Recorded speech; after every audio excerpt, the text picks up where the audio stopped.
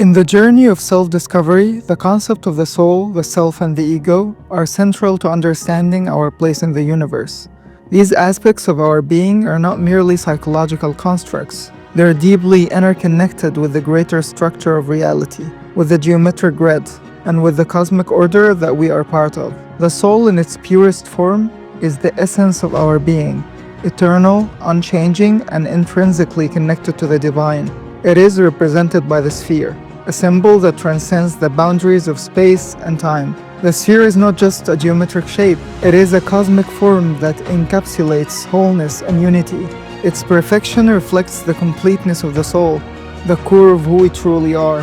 The sphere is a constant, timeless presence, encompassing the totality of existence in its shape. The self, on the other hand, is the individual expression of the soul within the material world. It is both the ego and the deeper layers of consciousness. The ego represents our conscious identity, the I that we identify with, the part of us that interacts with the world, that makes decisions and experiences life. But the self is not limited to the ego. It extends deeper into the unconscious, into the realms of imagination, dreams, and the collective unconscious. The ego is the part of the self that is tied to the waking world, to the physical body, and to the limitations of time and space. It is the filter through which we experience reality.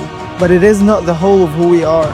The deeper layers of the self, where consciousness expands beyond the ego, connect us to the soul and to the universal grid. These layers are more fluid and more expansive. They're the parts of us that resonate with the greater structure of the universe, that navigate the grid of possibilities, that see beyond the waking world. The sphere represents this unity between the ego and the deeper layers of consciousness.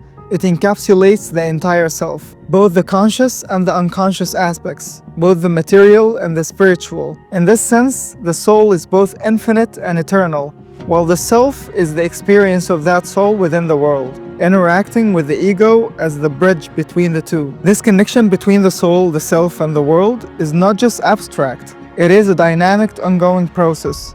The self with its ego constantly interacts with the world through perception, action, and thought.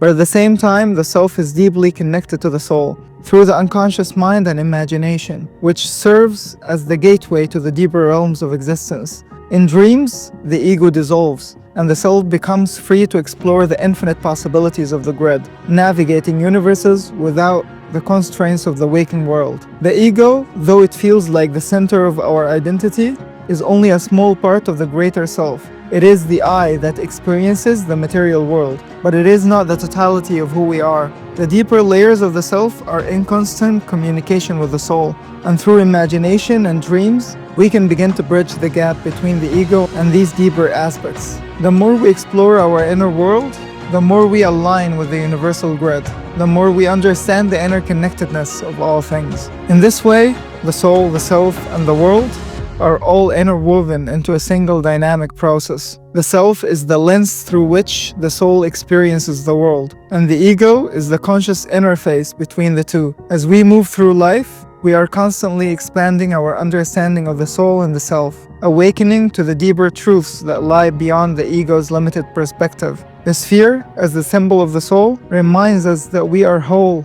interconnected with the cosmos, and part of a greater universal design.